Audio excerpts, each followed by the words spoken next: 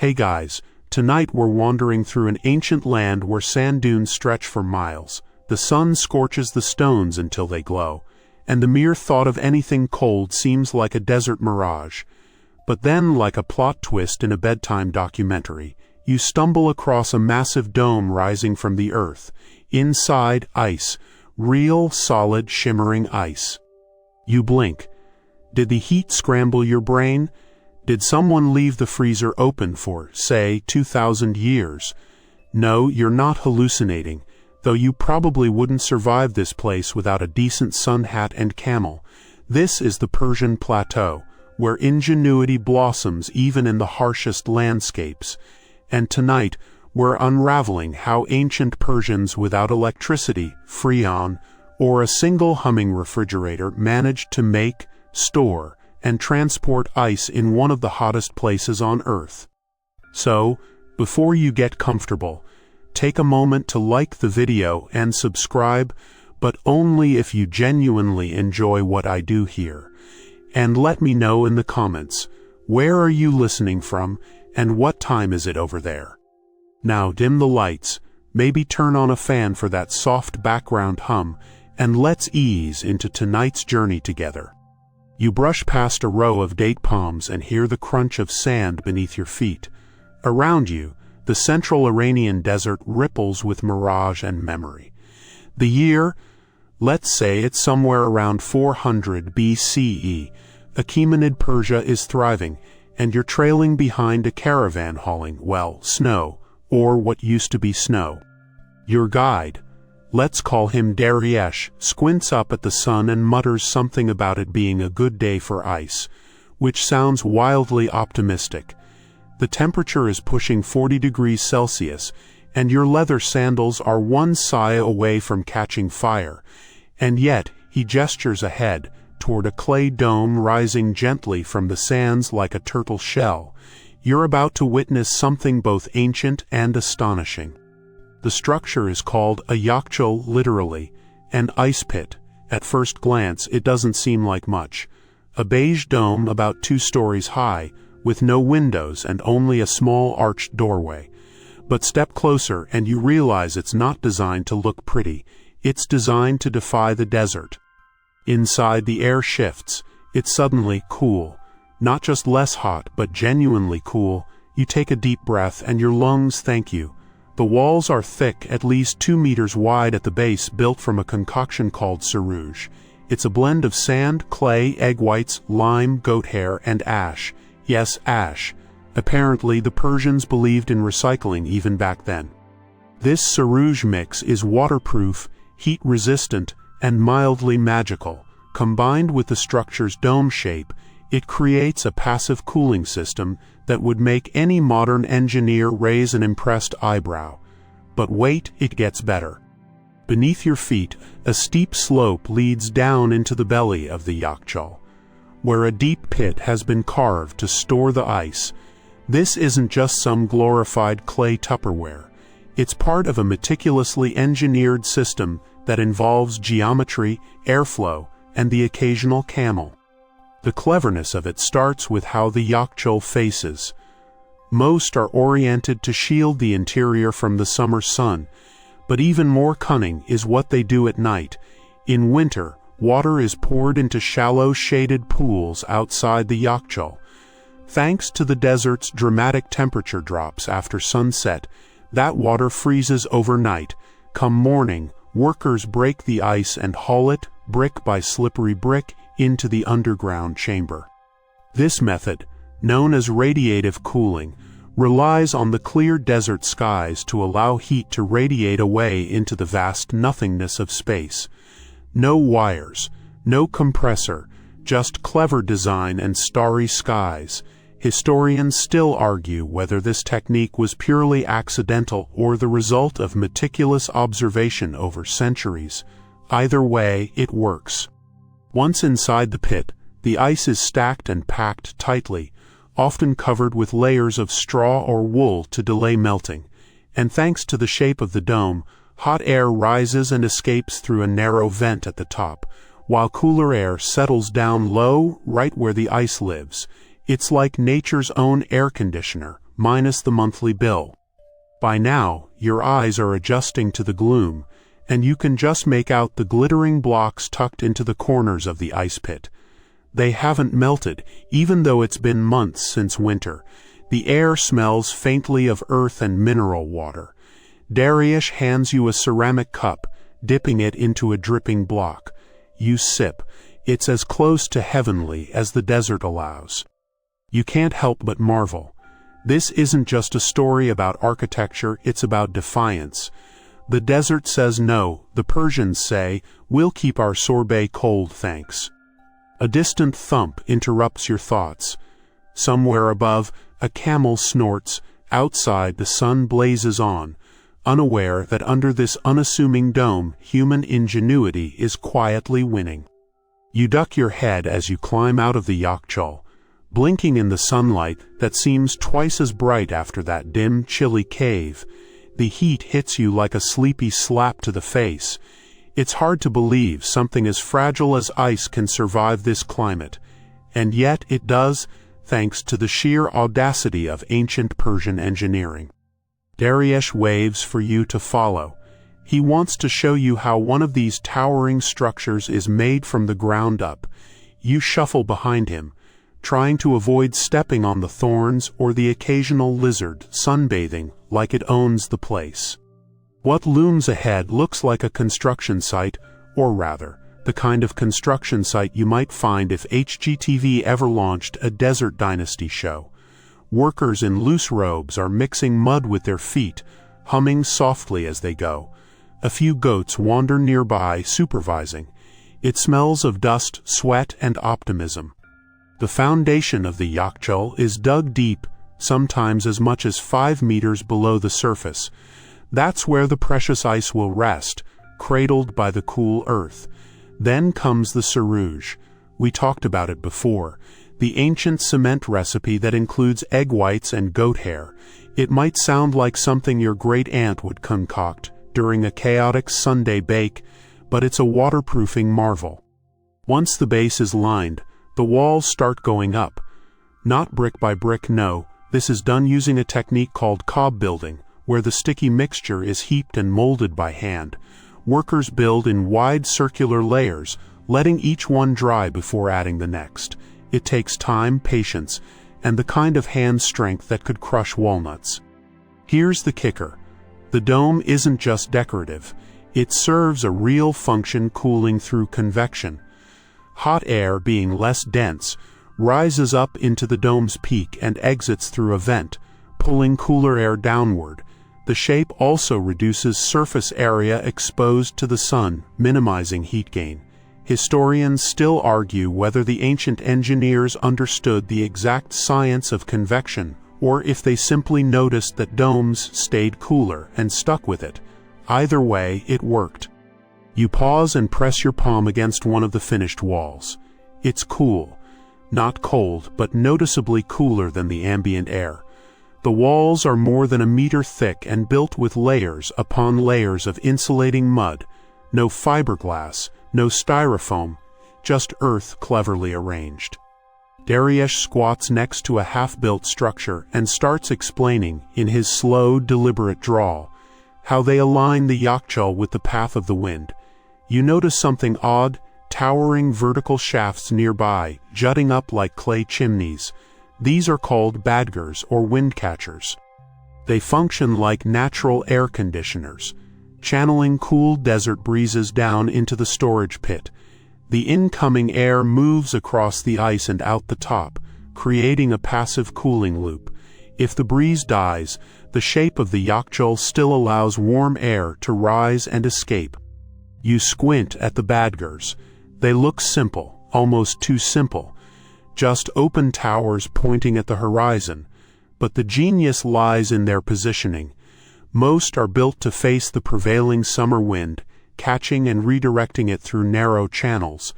The pressure difference between the outside and the storage chamber pushes the cool air in and the warm air out. And if there's no wind at all, that's where the underground channels come in. Long, shallow canals called connets, which bring cooler groundwater from far-off mountains, or at least from deeper beneath the surface. They also help chill the air as it flows past, like a desert version of cross-ventilation. Dariush leads you to a finished yakchal. A group of workers are busy sealing tiny cracks in the outer shell with fresh serruge, smoothing it lovingly like icing on a giant beige cake. One of them jokes that the dome is like their grandmother, stubborn, round, and full of secrets. You laugh politely, even though you're 40% certain you're mildly dehydrated. Luckily, a boy nearby offers you a clay cup filled with something sweet and cold. Melted ice, spiced with rose water and a dash of mint. You take a sip and feel it glide down your throat like a lullaby in liquid form. It's at this moment that you realize how much knowledge, not just labor, went into building these domes. This wasn't a lucky fluke or a single moment of inspiration. It was the slow accumulation of trial, error, and generational memory. Each yakchal is a story in dried mud, a monument to quiet brilliance. And let's not forget the style. Some of these domes are ribbed or fluted, with decorative lines etched into the walls. Function meets aesthetics even here, because why shouldn't your freezer look majestic? The sun begins to lower in the sky, and the air cools just enough that your shirt stops sticking to your back. Workers gather their tools, stretch their limbs, and begin preparing the shallow freezing pools for tonight's ice harvest.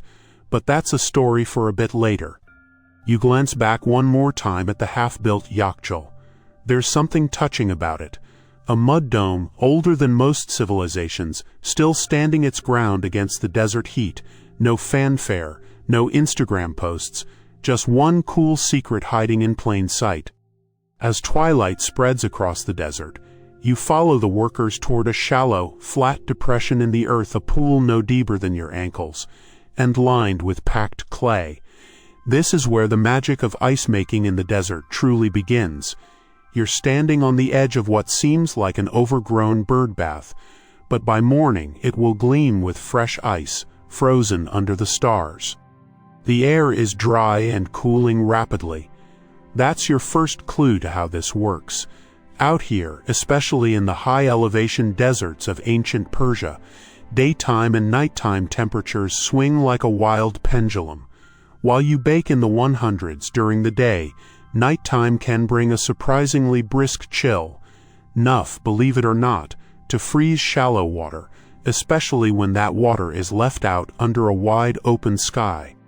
Dariush gestures for you to sit on a low mud wall beside him, and together you watch as the workers begin to fill the pool using buckets hauled from a nearby qanat.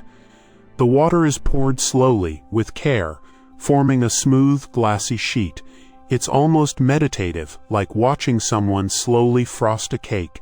Again with the cake metaphors, maybe you're just hungry. But this is no ordinary puddle. The pool is designed specifically to lose heat. It's broad and shallow, which means a large surface area for maximum exposure to the cold desert air. The walls surrounding it are low to prevent heat retention, and the orientation of the pool is deliberate, set to avoid blocking the night sky. Here's the trick. It's not just the air temperature that matters. It's the radiative cooling. When the sun sets, surfaces release heat in the form of infrared radiation. And under clear skies, with little humidity or cloud cover, that heat escapes into the atmosphere.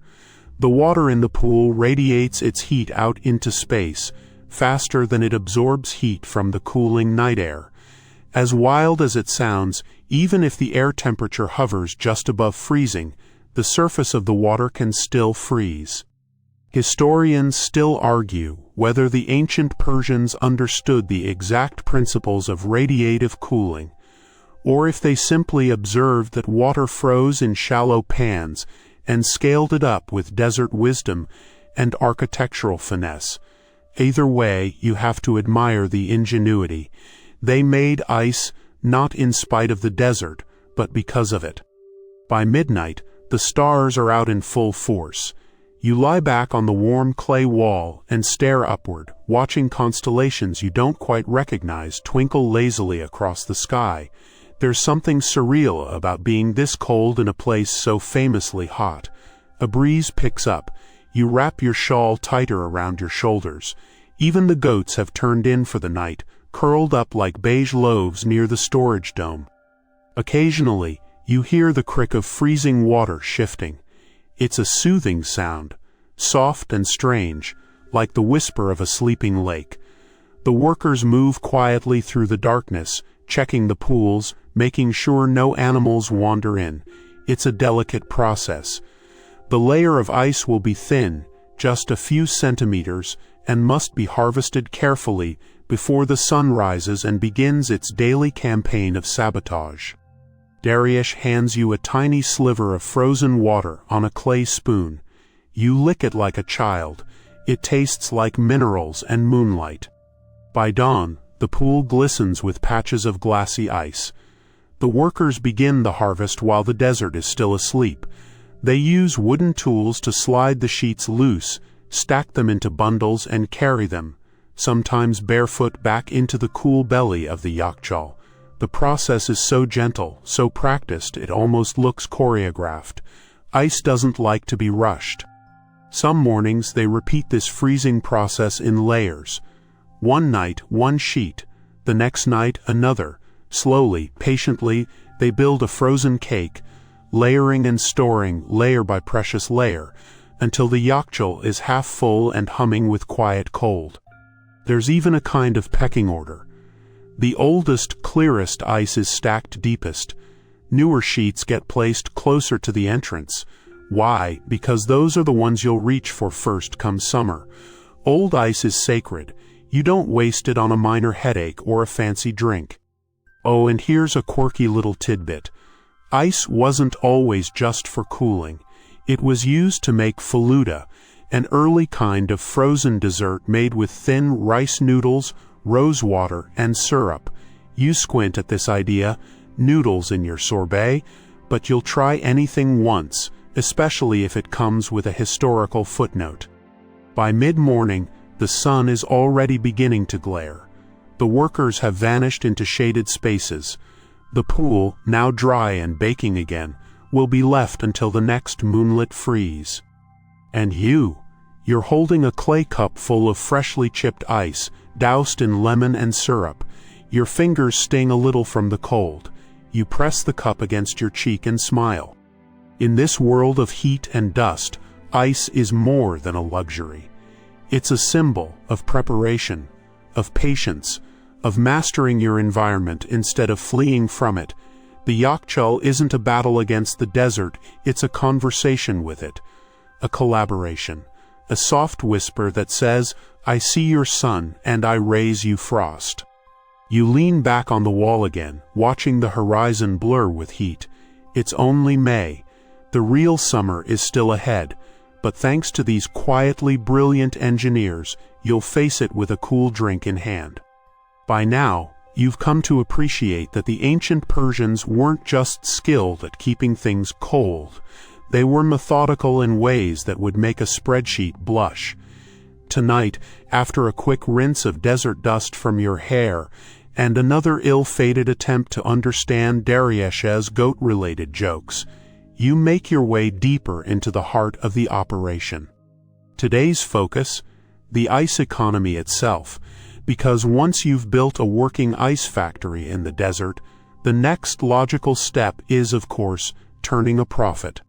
You're standing near the yakchal again, this time in daylight, and the atmosphere is buzzing, not from the heat, although that's definitely a factor, but from a gathering of traders, servants, and local families. There's something undeniably exciting about cold in a hot place. Ice, after all, was rare. Rare meant valuable, and valuable meant trade. Ice wasn't just for royal kitchens or fancy guests. It became an actual commodity. In some cities it was taxed, regulated, even rationed. Workers would cut blocks from the yakchal and transport them to nearby towns, especially during festivals or royal ceremonies. Wrapped in straw, packed tight in clay carts, sometimes even buried beneath date leaves for insulation. Ice was on the move. You wander through a makeshift stall where a man is doling out slivers of frozen lemon juice like it's gold dust. Children crowd around with clay cups, giddy to sip something that wouldn't give them heat stroke. A woman nearby barters 2 bolts of linen for a small block of ice, likely intended for a wedding dessert. You overhear someone arguing over the quality. "Is ice melted too quickly?" he grumbles. "Must have come from the outer stack. OV." Historians still argue whether these commercial ice trades were truly formalized economies or more of a local barter and bargain system. What's clear, though, is that ice was status. If you could afford it, you showed it off, served it at gatherings, used it in medicine. A man named Ardashir, thin mustache, aggressively proud of his sandals, tells you that his grandmother swears by ice compresses to soothe sun rashes and bad wind headaches. There's even evidence that certain towns competed in ice production. One record from a dusty archive mentions a local vizier boasting about his district's superior thickness and clarity. Imagine an ice fair, complete with judging panels and probably some heated debates over cloudiness. But it wasn't all about frozen prestige. Ice served more practical functions too: cooling perishables, preserving medical salves, and most delightfully, storing out-of-season fruits. You're invited to peek inside a small Yakchal annex, where bundles of mulberries and grapes, harvested months ago, are wrapped in palm fiber and buried in insulated chambers. The smell is oddly floral, like old perfume and dusty sweetness. Dariesh, ever your sleepy-eyed guide, leads you to a quiet bench beside the Yakchal's eastern curve. He's got something special for you, wrapped in cloth and chilled overnight. A handful of candied pomegranate seeds, still cold. You pop one into your mouth. It crunches delicately, half frozen, and the syrupy flavor floods your senses like an ancient slushy. You almost cry, but you hold it together because this is history, not a cooking show. He tells you a story passed down from his uncle's uncle, probably apocryphal, but delightful nonetheless, about a Persian nobleman who once sent a block of ice all the way to Babylon as a diplomatic gift. Supposedly, it arrived half-melted and smelling vaguely of goat, but the recipient was impressed nonetheless. And here's a fringe tidbit you weren't expecting. In some places, ice was associated with the divine. In Zoroastrianism, the elements earth, fire, water, air were sacred, and preserving water in its solid state may have carried symbolic significance. Some researchers believe that ice was used in specific rituals, especially during midsummer festivals, as a representation of balance and mastery over nature. You wonder about that as you sit and watch the sun begin to dip low again. The ice trade, the storage, the rituals, it all feels bigger than just staying cool. This was a culture that respected heat but never bowed to it. Instead, they learned to bend the desert's rules ever so gently into something useful. You take another candied seed and lie back on the bench. The heat hasn't lessened, but it feels more manageable now. Less of an enemy, more of a constant conversation partner. You think about all the hands involved in making this moment possible. Engineers, diggers, water haulers, storytellers, ice harvesters, and yes, even the guy who swore his block melted too quickly. The sun slips behind a distant ridge, turning the clay domes pink and gold. Traders pack up their stalls, and the children finally stop shrieking over icy lemon snacks. The desert begins to breathe again. Quiet settles like a warm blanket. You close your eyes for a moment, still tasting syrup and dust and a trace of something ancient. The ice economy of ancient Persia wasn't flashy or dramatic. It was slow, steady, practical. A desert miracle hidden inside a dome. And you're right there in the middle of it, sweating a little less now, thinking a little more clearly, ready to drift. You wake, if you were even asleep, to the soft scrape of sandals across clay and the low murmur of voices. Morning in the desert is its own kind of hush, not cold exactly, but the heat hasn't yet cracked its knuckles. You stretch, blink up at a pale sky, and realize you're not far from another one of those strange domes. Except this one, Dariush whispers beside you, isn't a yakchal. It's something older, stranger, not designed to keep things cold, but to bring water to places where it absolutely should not exist. Because today, you're going underground to meet the Qanat. The Qanat is a word you've probably never used in conversation, unless you've got a degree in desert hydrology or you're trying to impress someone at a very niche trivia night. But in ancient Persia, it was everything. Picture this, a hidden water vein miles up a mountain, cool and tucked into the rock. Now imagine gently, patiently coaxing that water all the way down into your fields, your gardens, your yakchal basin without using a single pump. Just slope, just gravity. That's the Qanat. You trail behind Dariush as he descends a steep circular shaft. The walls are smooth, worn by centuries of careful hands and cautious boots. It's dark, cool, and smells of damp earth. Somewhere ahead, the whisper of water calls like a secret. This Qanat was dug, stone by stone, maybe 2,000 years ago. Its slope is so slight you could walk it without noticing the descent, yet water flows steady and quiet. You wonder how they knew where to dig.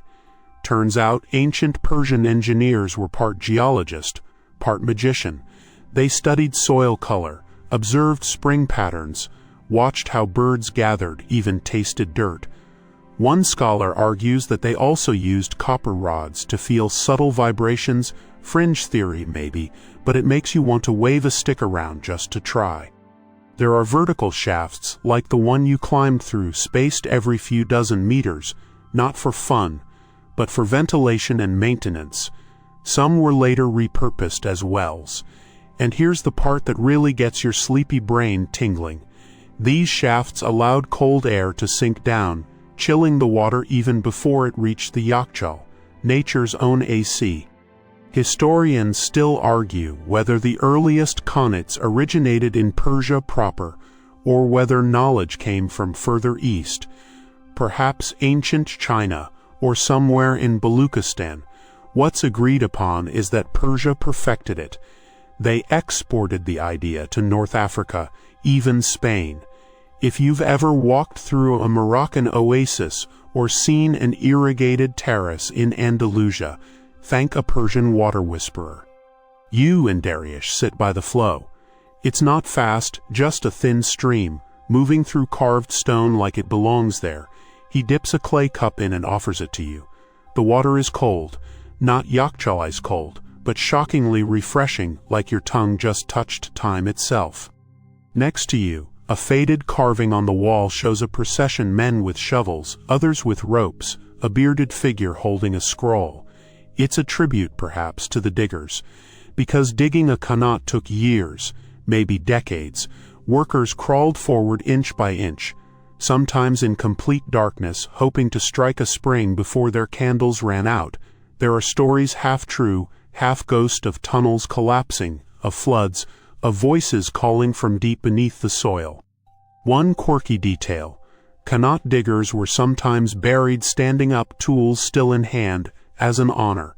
They were considered guardians of the flow, spiritual plumbers, if you will. Outside, the surface world begins to stir. From a distant rooftop, the smell of baking flatbread wafts down. Someone is pounding dates into paste. The world is heating up, but here in the Qanat, the temperature barely budges. You move slowly through the tunnel until you reach its outlet, a quiet pool, shaded by reeds, just behind a village wall. This is where the water rests, cool and calm, before being channeled to fields, orchards, or, if it's lucky, to a yakchal. The pool is surrounded by smooth stones, some warm from the sun, others still wet from morning splashes. A group of boys arrive carrying baskets of apricots, which they quickly dunk in the water to chill before eating. One offers you a fruit, smiling, sticky fingers and all. You take a bite. It's warm on the outside, but the inside is sweet, cool, and perfect. You can't help but laugh. In the middle of a desert, you've just had a refrigerated apricot. And here's a final thought to tuck into your pillow tonight. The qanat wasn't just about water. It was about control, harmony. Persians didn't fight the desert, they negotiated with it, slowly, kindly, with sloping math and a spiritual patience we rarely practice anymore. You sit a little longer at the edge of the pool, feet dangling in the flow, thinking about all the miles that little trickle has traveled underground, and how much further it might go, even after you've long wandered off to sleep.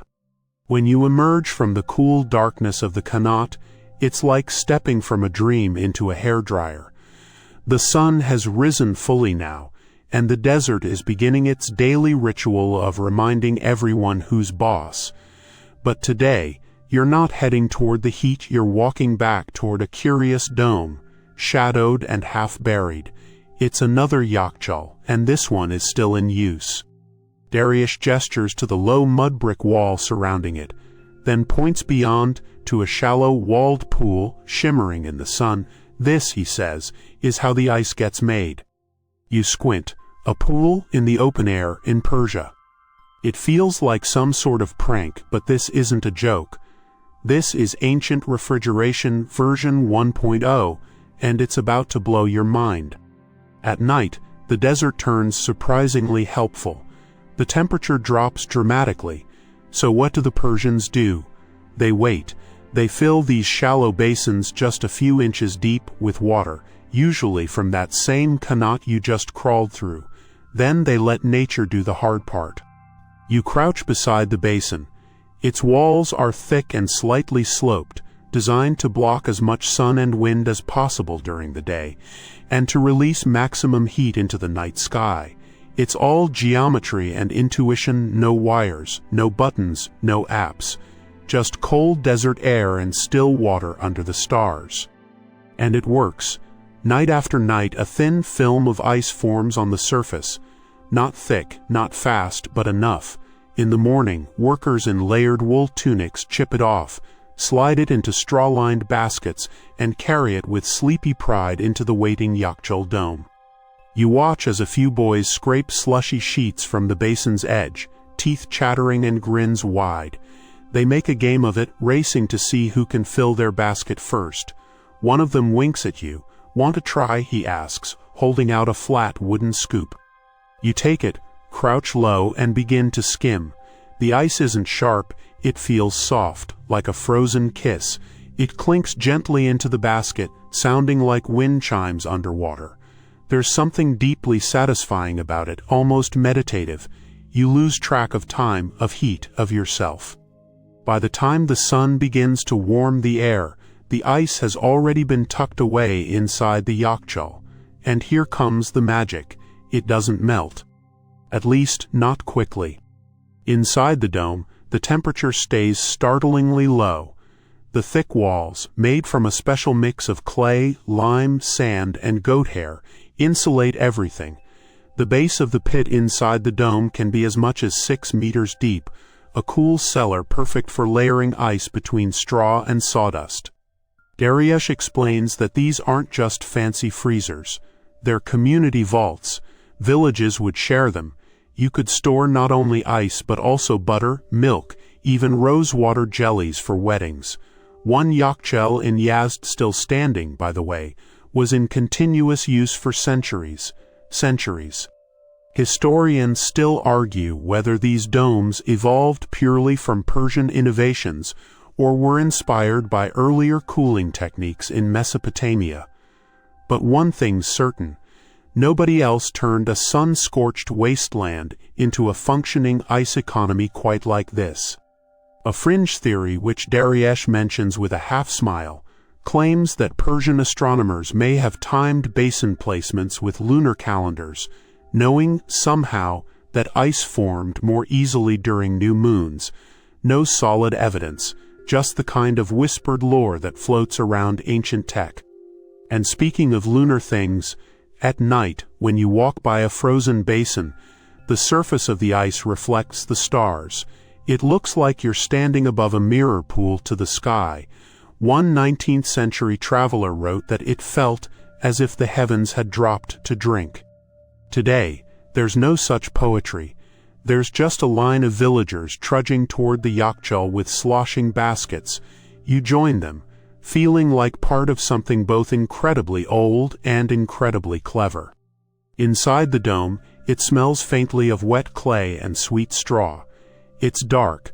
Your eyes adjust and you see actual rows of ice blocks being carefully stacked.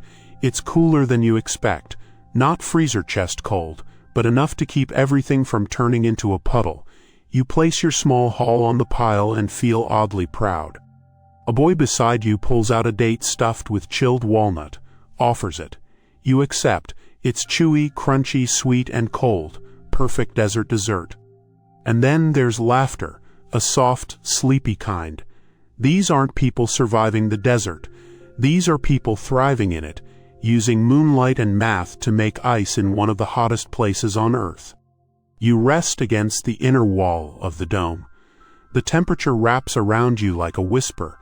You close your eyes and try to imagine this whole system, conets flowing silently underground, basins freezing under starlight, domes holding the memory of winter in July. It's not a miracle.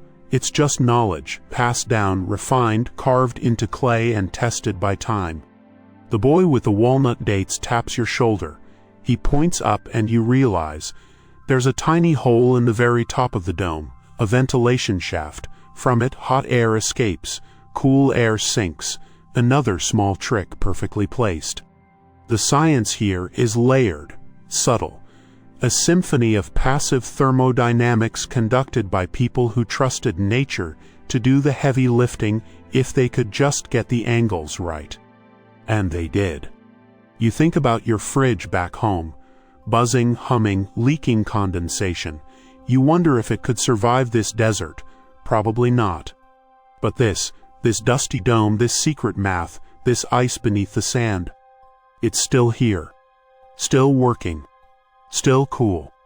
You wake to the sound of soft sweeping broom on stone, rhythmic and soothing. Outside the Yakchal, the sun is climbing, but it's still early enough that the shadows cling to the mud brick walls like sleepy cats. You stretch, shake the straw from your sleeves, and follow the sound. The village is stirring.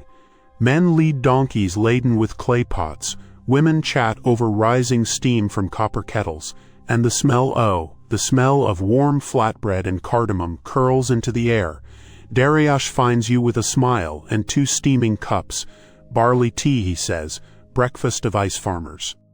Today, he's taking you to see the builders, the ones who maintain and, when needed, construct these Yakchals from scratch.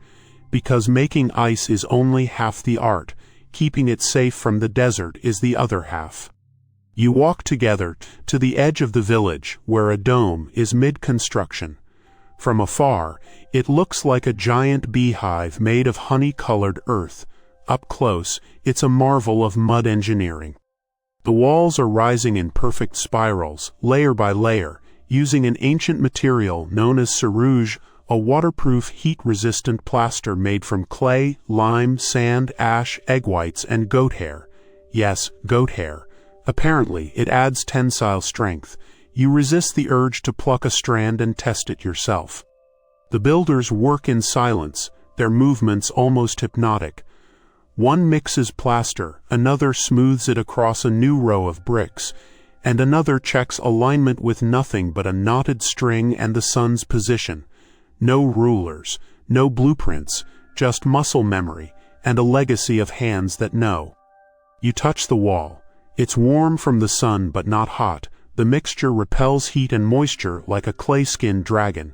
Inside, you know, the future ice will be safe. As you walk around the base, Dariush explains how the domed shape isn't just pretty, it's critical. Heat rises, remember, so the highest point of the dome acts like a chimney. Vents at the top let hot air escape while cooler air settles downward, gently surrounding the ice pit. It's passive air conditioning, and it's brilliant. Historians still argue whether these designs were independently developed in Persia or shared across ancient trade routes through Central Asia.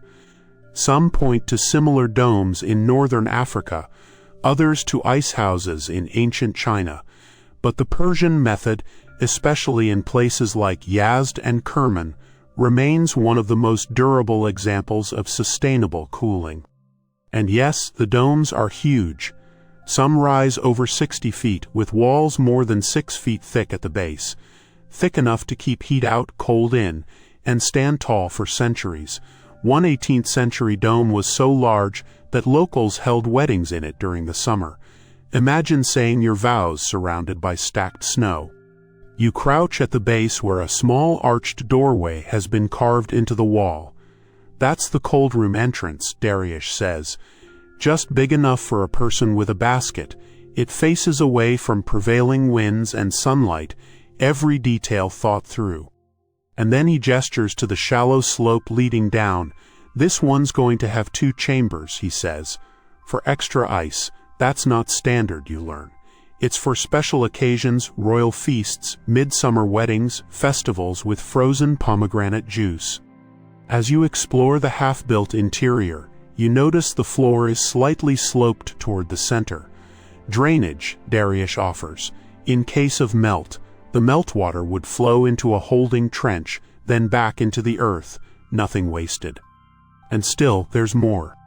One worker is carving a line of small holes near the base. They're ventilation slits, carefully positioned to create a gentle cross breeze. You kneel to inspect them. They're no bigger than a fig. Just enough, the man says with a wink, to let the heat get bored and leave. You laugh, but he's not wrong. The whole system is a dance of pressure, temperature, and patience. Then comes the fringe theory of the day. One of the younger builders, perhaps eager to impress, tells you that certain domes were said to sing at night, vibrations in the structure caused by temperature shifts and the movement of underground water. Like a flute, he says, but only the oldest domes, and only in winter. You raise an eyebrow, but you want to believe. A Yakcho lullaby, why not? As the day warms, the workers retreat into shade. You sit with Dariush beneath a fig tree, sipping the last of your barley tea. Around you, the dome continues to rise slowly, deliberately, like a clay mountain being coaxed upward by human will. You think about the builders. No power tools, no synthetic insulation, just earth, water, straw, and skill, and yet they've created something more enduring than steel, a structure that bends nature without breaking it. You let your eyes close, the sounds of mixing plaster and braying donkeys lulling you into that gentle desert daze. Your fingers still carry traces of sarouge dust, and your shoes are full of straw. Back home, you'll tell people about the Yakcho. They'll nod politely, maybe Google it, maybe forget. But you'll remember this moment, the half-built dome, the whisper of goat hair in the breeze, the knowledge that humans once built refrigerators out of mud and dreams. By now, the Yakcho isn't just a curiosity, it's starting to feel like a character in your journey. A gentle, breathing creature of earth and silence. But today, you're going underground. Dariush greets you with a nod and a rope. We're visiting the Qanat, he says. It's time you met the water. You blink. The what? The Qanat, he repeats. The water tunnel. It feeds the Yakcho. Of course. You've heard whispers about it. A sloping miracle of ancient engineering that pulls water from mountains under the desert without a pump in sight. But you didn't expect to crawl inside one before lunch. You follow him to a low stone opening hidden behind a date grove. At first glance, it looks like a shallow well. Then you peer in and realize it's a passageway, sloped, damp, and perfectly dark. You ready? Dariush asks. You nod, but silently wonder whether your insurance covers ancient water tunnels. With a flick of a lantern and a rope looped around your waist, you descend. The tunnel cools your skin instantly, your footsteps echo softly, and the smell, cool, mineral, fresh, is unexpectedly soothing. You adjust to the dark, and soon you're standing ankle-deep in the past. The walls are smooth clay, carved centuries ago by men with picks and patience. The water flows gently, whispering past your boots. It's cold, mountain cold. This is the secret lifeline of the Yakchal. Comets, you learn, are sloped just right, about 1 degree per thousand, to allow gravity to do the work. The water travels from distant foothills, sometimes dozens of miles away, through these underground arteries. No boiling sun, no loss to evaporation, just constant quiet flow. You pause at a junction where 2 tunnels merge. This one's older, Dariush says, pointing to the left. Maybe 1,500 years. You raise an eyebrow. He shrugs.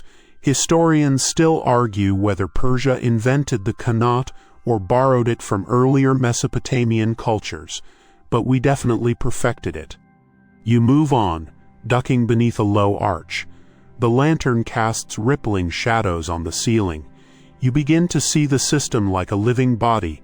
The mountain is the heart, the tunnels the veins, and the Yakchal, oddly enough, the stomach. It digests winter into summer relief. At one bend, you spot a side shaft rising up like a chimney. Ventilation shaft, Dariush says, and emergency escape route, also handy if you're claustrophobic. You don't say it, but you suddenly feel very aware of how much dirt sits above your head. Eventually, the tunnel widens and ascends. A trickle of light appears, and you emerge blinking into the base of a different Yakchal, one that's fully functional. Inside, it's cool and shadowy. Ice blocks glisten in the dimness, stacked like sleepy seals. A few workers are moving them with padded tongs, wearing thick gloves despite the desert outside. You touch one just to say you did, and it's real, solid, cold, almost defiant. Not bad for mid-July, Dariush says, beaming. You're still catching your breath from the crawl, but something clicks in your mind. The qanat isn't just for water. It's part of the refrigeration. That constant cool trickle at the base of the structure helps maintain low temperatures, absorbing warmth as it passes beneath the ice chamber. It's genius, absolutely genius. You help hoist a basket of trimmed ice up a side ramp. One of the older workers offers you a shard to suck on. It tastes like melted snow. From rain last winter, he says, older than your shoes. They all chuckle. Then comes a tale you weren't expecting. One of the elders leans in and tells you about the day the qanat ran backward. You blink. It can do that? Well, no, he laughs, but it seemed like it did. During an earthquake decades ago, the flow reversed for 2 hours. No one could explain it. Water poured into the mountain instead of out. Some blamed spirits. Others said a landslide changed the pressure gradient. Historians still argue whether it's even possible, but everyone remembers the day the Yakchal wept. You sit with the men for a while longer, sharing stories, passing around dried figs and salt-spiced cucumbers. The cool air is thick with laughter and condensation. You almost forget there's a blazing sun outside. Then Dariush taps your shoulder. Time to go. You pass back through the qanat, your steps slower now, respectful. You think about how many lives this silent stream has touched, how many generations drank from it, cooled their baby's milk, soaked their sore feet after harvest. Emerging back into the day feels like a rebirth. The sun is blinding, the sand warm and real beneath your soles. You blink and wipe your face, already missing the hush of underground water. You glance back at the hidden entrance. A tunnel, a whisper, a lifeline. You think about the desert stretched around you, and realize it's not a place of absence, it's a place of cleverness. As you walk back to town, your mind turns again to the people who carved these qanats by hand. No GPS, no lasers, just a plumb line, a lot of rope, and unshakable belief. You wonder what it must have felt like to strike the first trickle of water after weeks of dry digging, to know you just connected your village to life. And somehow that ancient water is still flowing, still cooling, still reaching the Yakchal, where the next block of ice waits for summer to forget it's in a desert. When the sun sets over the Persian Plateau, something odd happens. The temperature doesn't just cool, it plummets. One moment your feet are sweating in sandals, the next you're reaching for a shawl. It's a quirk of desert climates, and the ancient Persians didn't just notice it, they weaponized it. Tonight you're learning how ice was actually made in the desert. No, not stored made. Fresh ice under the stars. You and Dariush are back at the outskirts of the village, where shallow pools stretch out like silver mirrors in the moonlight. They're lined with dark stone and spaced apart just so. You squint. Are those puddles? Dariush smiles. Evaporative ice ponds, he says. Well, almost. Turns out these little pools were the secret to ancient ice production. You crouch by one and touch the water. It's already chilling your fingertips. Above you, the stars blink with sharpness. The air is crisp and dry, perfect conditions. So, how does it work, you ask? Radiative cooling, Dariush says, like it's no big deal. Basically, heat escapes upward, into space, and if there's no cloud cover, no humidity, and no wind, you lose a lot of heat. You blink, into space like outer space. He laughs. Yup. The cosmos is basically one giant freezer. All you need is a clear night and a smart setup. You walk the rows of the pools, marveling at how deliberately they're built. Wide but shallow, only a few inches deep. Enough surface area for rapid cooling, but not enough volume to resist freezing. The edges are often coated in straw or ash to insulate and absorb dew. Some even have clay windbreaks. You picture it. Villagers creeping out after sundown, pouring water into these little beds, whispering to one another as they tip their jars. By morning, thin sheets of ice form on the surface. Workers gather it with wooden scrapers and carry it, gently, to the nearby Yakchal before the sun returns. There's something almost magical about it. No fans, no freon, just science, patience, and night sky. Of course, it's not 100% effective. Some nights don't work, Dariush admits. Clouds roll in, or the wind kicks up. But when conditions are right, it's beautiful. You can hear the crackle as it freezes. He pauses, then adds, once, during a perfect winter, the whole village danced on the frozen fields, slipped and fell mostly. You grin, and then you spot something odd. In one corner, a tiny clay figure perched on a stone. You point. What's that? Ah, Dariush says, solemn, the guardian of the ice. Okay, now I need to know. He picks up the little statue. It's a round-eyed frog with a wide grin and a pointed hat. Some say it brings good freeze. Others think it just scares birds away. Historians still argue whether such talismans were part of actual Zoroastrian ritual or just playful superstition. Either way, they show up in old paintings, always near these ice fields. Some are frogs, some lizards, some have wings. One even had a flute. You're tempted to take a selfie with the frog. But then you remember, no phones in this trip, just memory and moonlight. The two of you sit quietly on a low wall, watching the ice slowly begin to form. It's subtle, no Hollywood sparkle or flash freeze. Just a creeping glassy sheen that glides across the water's surface, slow, inevitable, quiet. This, Dariush says, is the opposite of hurry. You nod, eyes half-lidded. And then he tells you about the ice watchers. Back in the day, a few villagers were tasked with staying up all night to monitor these pools. They couldn't use fire for warmth. It would disrupt the cold. So they wore layers, drank room-temperature tea, and whispered ghost stories to keep each other awake. If a fox or goat wandered through, they'd shoo it off with gentle claps. If a sheet of ice cracked too early, they'd mark it for the morning crew. There was even a competition. Whose pond would freeze best? whose ice would be clearest. Some would sprinkle dried herbs into the water, hoping the scent would invite better results. Others placed polished stones nearby to trick the stars into shining more intensely. Historians debate whether this last part is poetic myth or actual practice. Either way, the image lingers.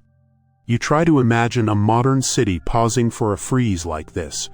Rows of rooftops lined with pans of water, families peeking out in pajamas, the entire block waiting for ice, not Wi-Fi. Before long, the ice starts to thicken. Darius tests it with a stick, gentle pressure, a satisfying snap. You ask, wouldn't it melt by noon? He nods. That's why we work early. Harvest haul, seal it in the yakchol before breakfast. It's like catching stars in your hands. You have to be fast.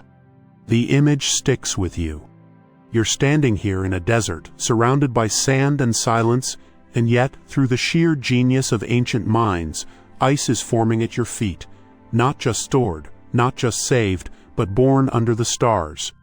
You take a breath and let the cold settle on your skin.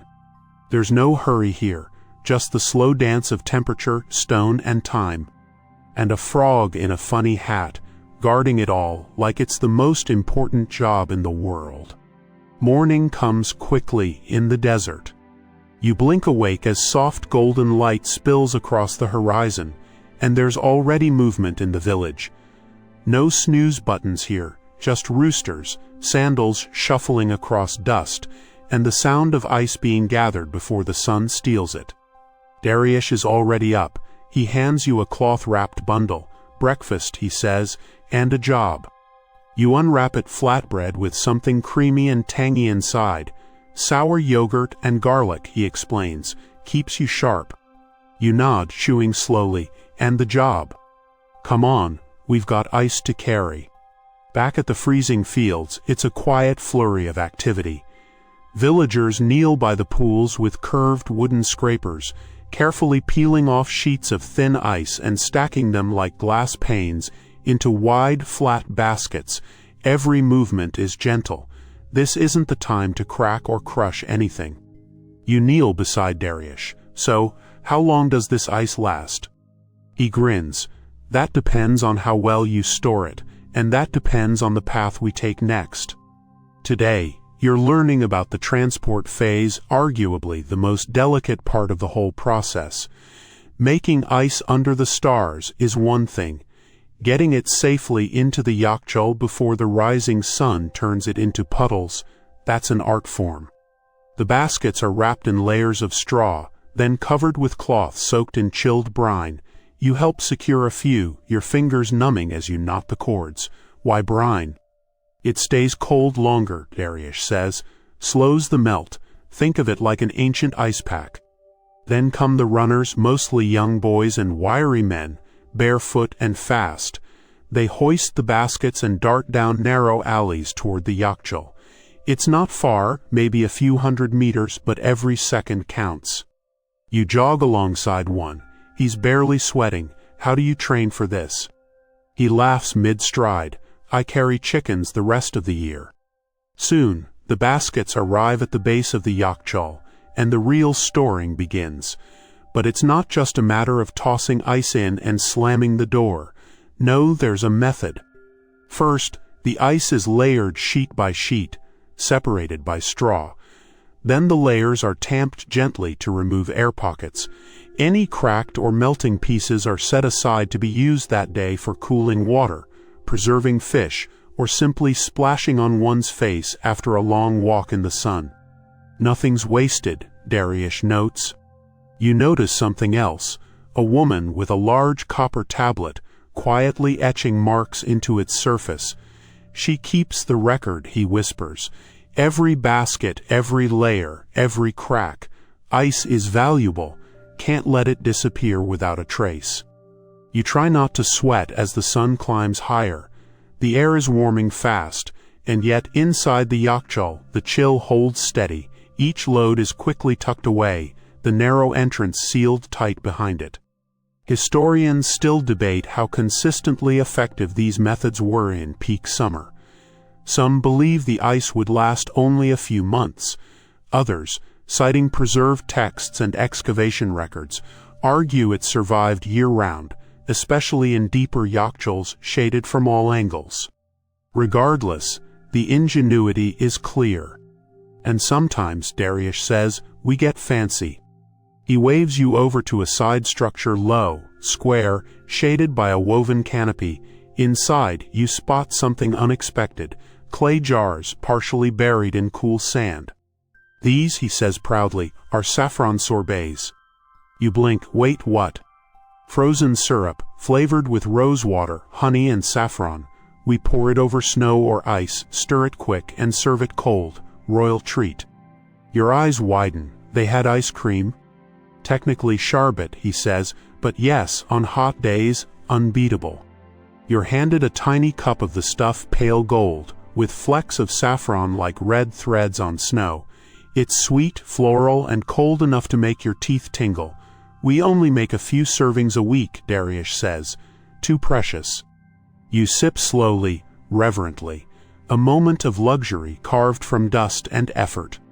Around you, the ice runners are finishing their final trip. The sun is up, the pools are empty, and the villagers retreat to shaded corners for rest. The yachtholl stands tall and silent, its mouth sealed for the day. You sit back against its base, the clay surprisingly cool to the touch, and wonder how many generations ran this exact same route. How many children scraped their knees on the cobbles? How many old women sighed in satisfaction as a snow-chilled melon slice hit their tongue in July? It's easy to romanticize it now. So many details lost. So many myths tangled with facts. But here, in this reconstructed corner of Persian ingenuity, you feel the rhythm of it all. The knowledge, the planning, the choreography of desert survival. And you're starting to appreciate that this wasn't just about convenience or luxury. No, this was about control. About bending the merciless rhythm of the desert just enough to carve out something sweet, something human. And about the quiet thrill of beating the heat, one fragile flake at a time. Midday in the desert isn't something you face, it's something you endure. You're back in the shade now, belly warm from sherbet and fingers still cool from handling ice. The yachtholl stands behind you like a silent sentinel, quietly preserving its crystalline treasure, and Dariush flops down beside you with the exhausted grace of someone used to earning their naps. You did all right, he says. Didn't drop anything, didn't faint. That's a win. You nod, letting your back press into the warm brick of the low boundary wall. So now we just wait? Dariush grins. Now we hide. The sun wins midday. You're in for a long, slow siesta, but he keeps talking, and you don't mind. His words drift as lazily as the heat waves rising off the rooftops. What you saw this morning, that's just one way ice gets made. It works well in winter, sure, but sometimes the elite want it cold in summer too. That's where it gets weird. You raise an eyebrow. Weirder than open-air ice farming in the desert? Oh, much weirder. He reaches into a satchel and pulls out a little clay figurine, maybe a goat or a lion with a bad hair day, and sets it on the ground like a chess piece. Ever heard of evaporative cooling? You shake your head, watching him draw a circle in the dust with his finger. It's simple, he says. Water evaporates faster in dry air, and when it evaporates, it pulls heat away from its surroundings. That's why sweat works. Ancient Persians figured this out and started playing with jars, porous jars. He draws another ring beside the figurine. They'd fill them with water and hang them in drafty corridors, sometimes nested inside a larger jar with damp sand between. Water would slowly seep through the clay and evaporate off the surface. It didn't make ice, but it cooled the contents: wine, milk, scented oils. A breeze stirs the edge of your robe. Suddenly it clicks, like a natural refrigerator. Exactly. They called it a zir, Some historians believe variations of this were used in tandem with yakchuls, not to make ice, but to extend its life. The sun above you sizzles on cue. The idea that ancient engineers used the very dryness of the desert to fight heat, that's next-level poetic. And it doesn't stop there. Dariush's voice drops conspiratorially. You know the domes, the ones shaped like upside-down teacups? You nod toward the yakchul. Turns out that dome isn't just for show. It's aerodynamic. Hot air rises, and the curved inner walls guide that heat upward to vents at the top. The lower levels stay cool. You lean back, picturing it from the inside. Cold stone, dry straw layers, a faint airflow drawing warmth up and away like smoke. Historians still argue whether those vents actually made a measurable difference, he admits. Some say the airflow would have been too gentle. Others point to the preservation results and say, doesn't matter, it worked. You sigh. Modern refrigerators are going to feel so boring after this. He laughs. Yours hum, ours sing. There's another trick up their sleeves too. Location. Yakchuls weren't plopped just anywhere. They were built with extreme intention, often aligned with prevailing winds, shaded by walls or planted groves, and sunk partially underground for natural insulation. Some were even positioned near connaughts, Dariush says. Subterranean water tunnels that brought snowmelt from the mountains. The moving water beneath the structure helped cool the base. You blink, like geothermal AC. Persian edition, no electricity required. You sit in silence for a while, watching a small group of children herd goats past the edge of town. Their laughter carries on the breeze, and for a moment you forget this place was ever arid or unforgiving. It just feels clever, purposeful, soft-spoken genius built into the very walls. And as the sun begins its slow decline, Dariush leans over with a half-smile. You hungry yet? You glance down at your dust-covered robes. Always. Then come help me with the melon.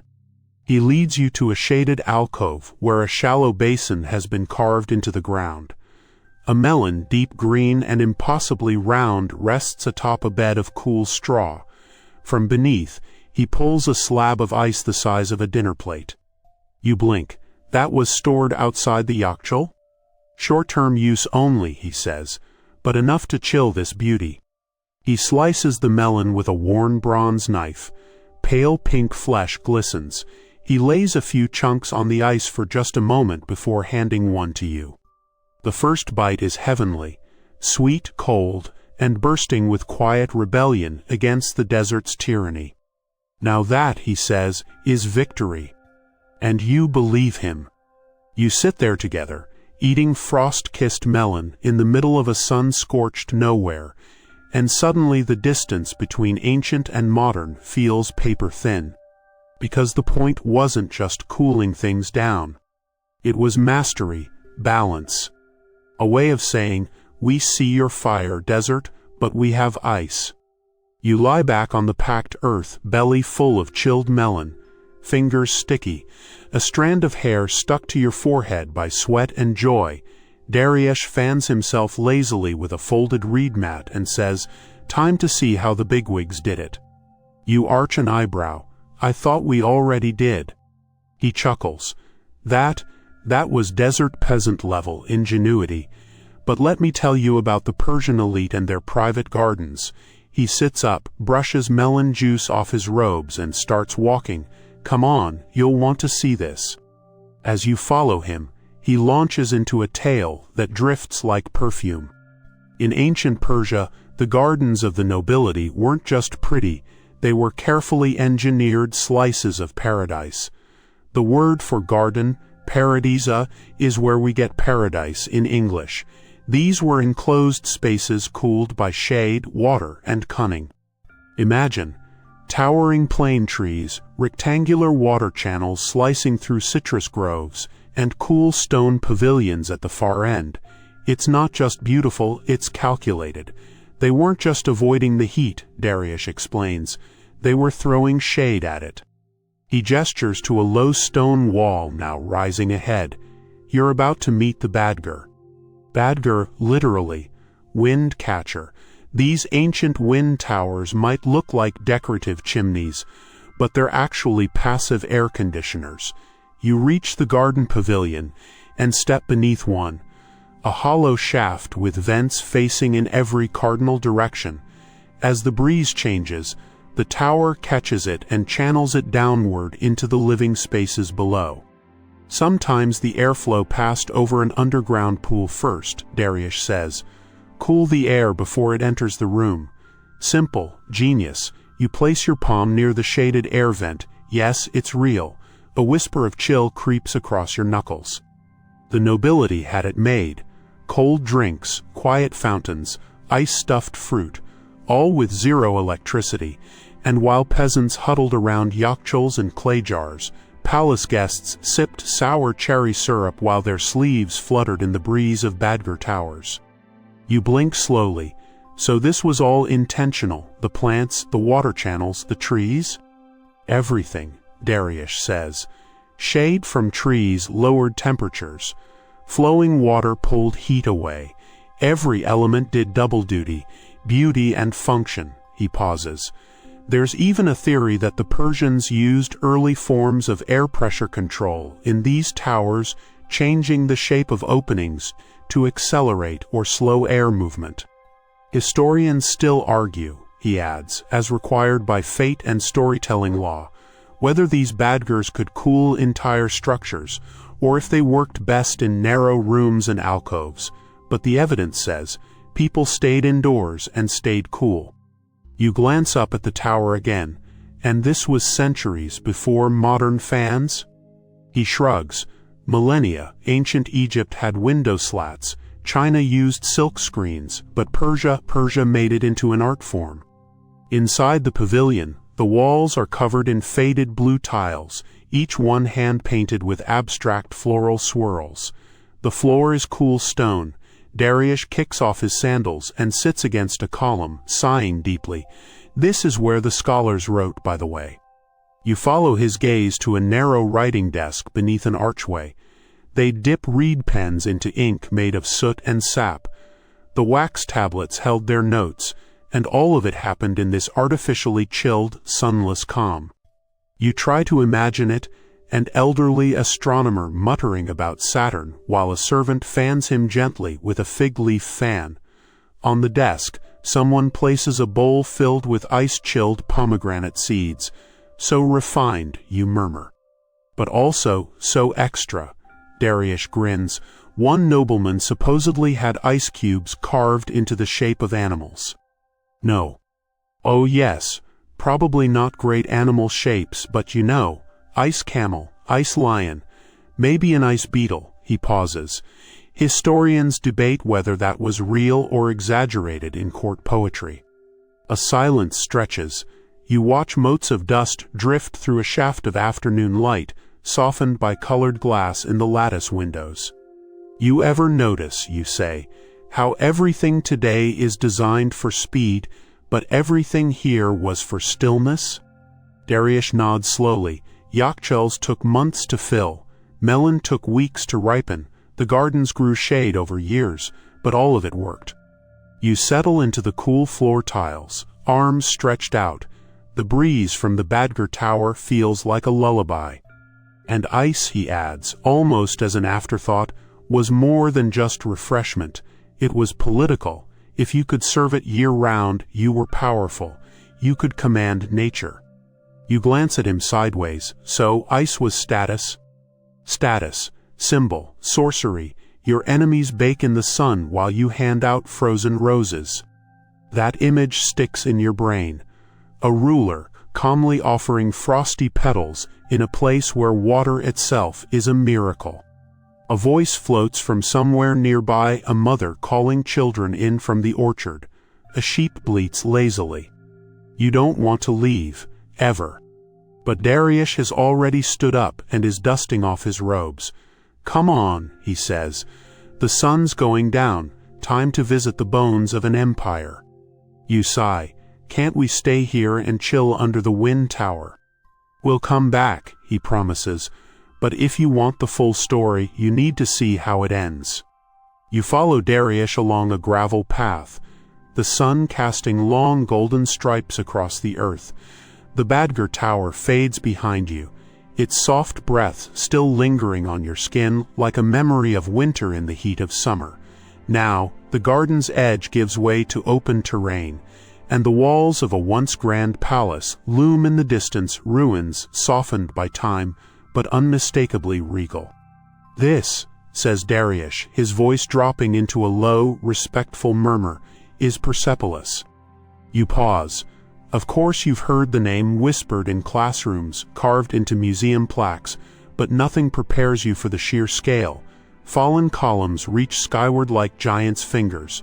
Scorched stairways still show traces of intricate reliefs.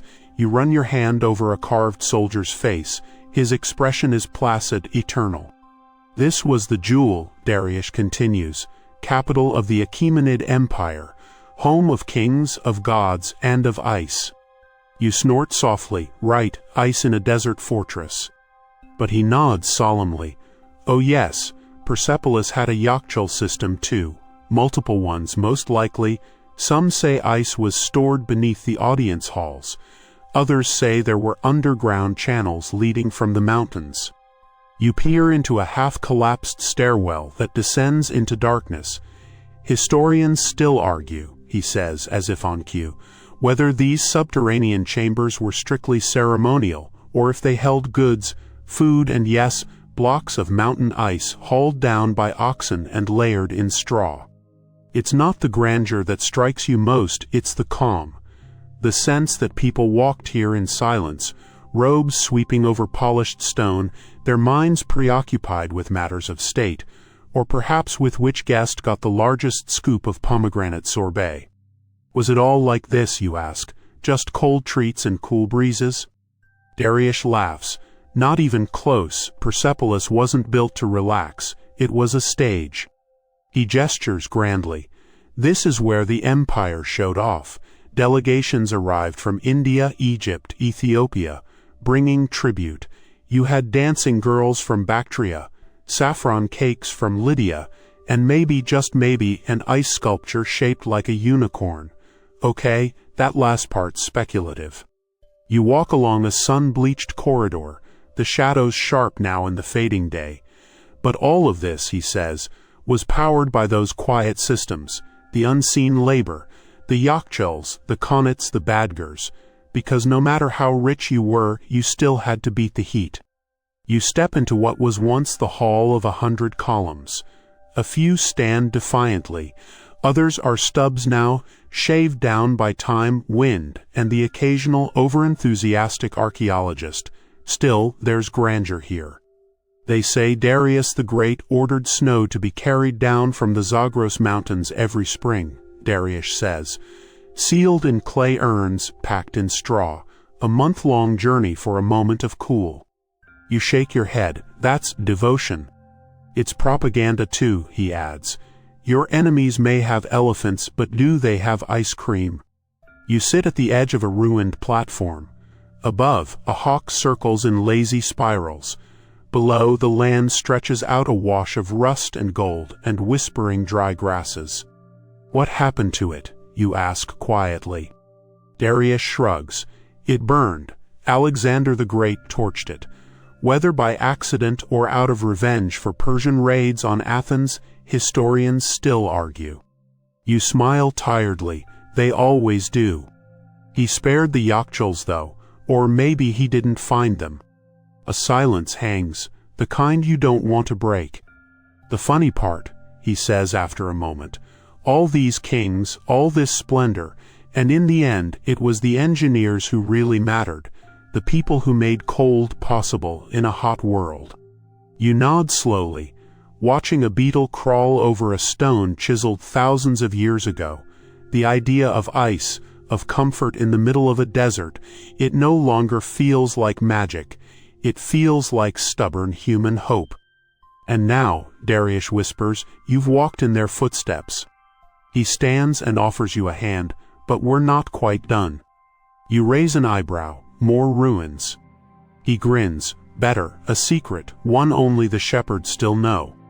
You sigh, legs aching, skin bronzed from the day, but heart open, curious. Lead the way.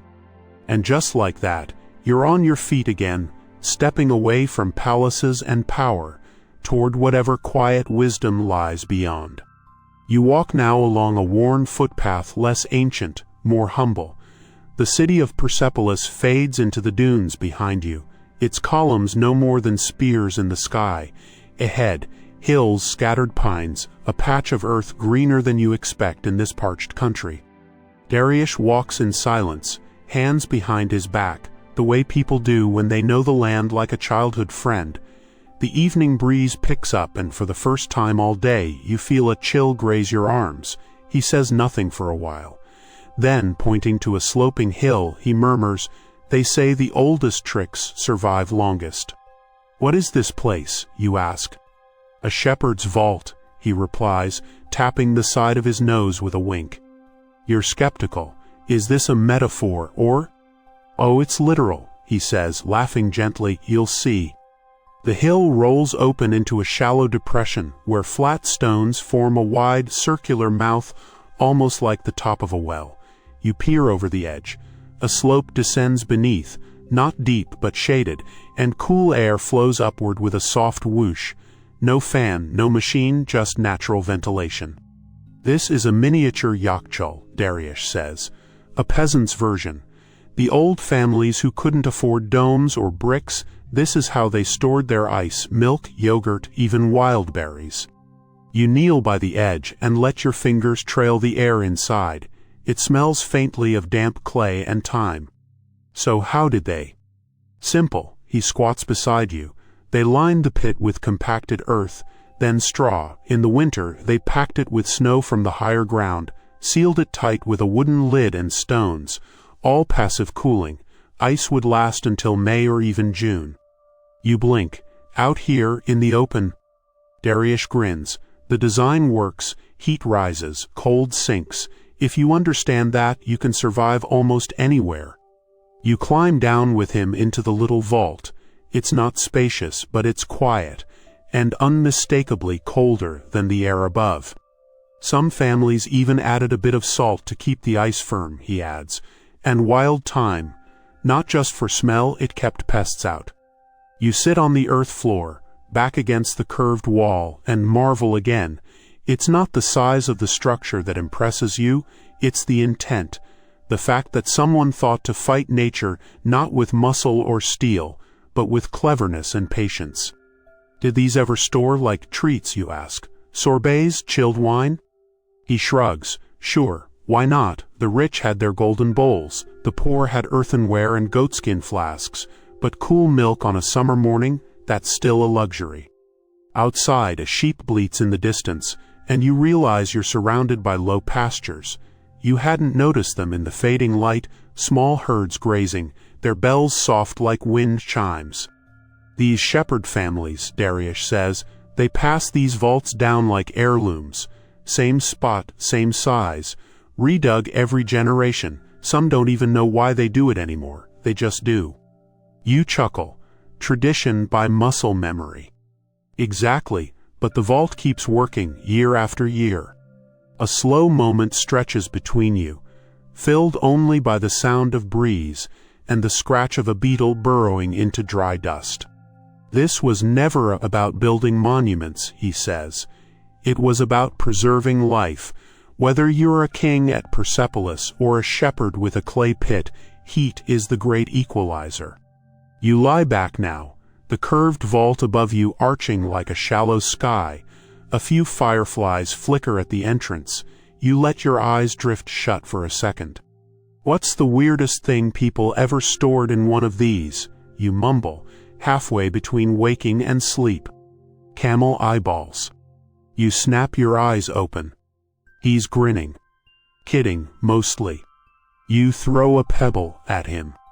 "But truly," he says, more thoughtful now, "some folks stored letters, wills, seeds, even charms, things meant to last through the summer, through time. These vaults became more than fridges, they were time capsules." You consider that. In a world without safes, without hard drives or vaults, a humble dirt pit could be the most reliable protector. Do people still use them, you ask? He nods. In remote villages, yes. Some are even being revived with solar chimneys added or new insulation tricks. You stretch your legs, and in the cities. He sighs. Mostly forgotten. Air conditioners, freezers, apps to order ice in 5 minutes, but every now and then when the power goes out, guess who gets the last laugh? You sit in silence for a while. The two of you tucked into this quiet pocket of earth and invention. There's no hum of machines, no ticking clocks, just the old rhythm of clever design and slow survival. Feels honest here, you say. It is, Darius replies. This is Persia's heart, not just gold or war or empire, but this, making the unbearable bearable, one cool breeze at a time. A shooting star flickers above as you both climb out. And somewhere, deep beneath your feet, the last snow of winter sleeps on in silence. The moon is fat and low now, casting shadows that stretch like ancient scrolls over the hills. You and Darius tread slowly across a rocky ridge, each step crunching against grit and gravel. Far below, a small orchard clusters around a clay courtyard, the kind of place that looks like it's always been there, unbothered by centuries. Darius says little, and you match his quiet. After all this time, after all the winding through ice pits and subterranean domes, there's something fitting about ending in silence. But of course, it doesn't last. So, he says, pausing beneath a gnarled fig tree, you still wondering how they made all this work without machines, without modern anything? You grin. I gave up wondering around section 7. He laughs, the sound loose and slow, like something unwinding. Well, this is where it all ties together, he says, nodding toward the courtyard below. What is it? A caravanserai, sort of, but also a school and a lab and a retirement plan. You blink. That's a lot for one dusty courtyard. He begins to descend, boots scuffing softly. You follow, and as you near the low mud brick walls, the scent of something sweet and milky wafts up almost like rice pudding. Inside, a few oil lamps flicker. 2 old men sit cross-legged under an awning, sipping tea. A clay pot rests in a trough of cool water beside them. This, Darius says, is one of the last places where they still teach the art of ice without electricity. From father to son, no degrees, just fingers in the dirt and the hum of wind through brick. The elders nod politely. You greet them and sit, the ground still warm from the day. Someone offers you a cup. It's sweet, laced with cardamom and something else, maybe crushed almonds. And then one of the men reaches behind him and gently lifts the lid off the clay pot in the water trough. Inside, ice. Real, glistening shards of it at midnight in the desert. You almost drop your cup. You're kidding. The man just smiles and waves at the pot like a magician unveiling his final trick. Darius shrugs. Evaporative cooling. Basic stuff. Water pulls heat as it evaporates. Clay breathes. Physics doesn't care what year it is. You sip your tea. So this is still done? More than you'd think, he replies. In Yemen, in India, in Morocco, anywhere people respect the old tricks. You watch the ice glisten in the low lamplight. It's not perfect, a little melted, but still ice. Historians still argue, he says after a pause, whether this technology started with the Persians or came from further east. But really, does it matter? You shake your head, not anymore. They say the man who first built a yakchul didn't have royal blood or a golden crown, Darius continues. He was just tired of drinking warm goat milk. You both laugh. And now, he adds, gesturing around, here we are, thousands of years later, still chasing shade, still whispering to stone. A cat slips through the courtyard, tail held high. One of the elders drops it a bit of bread.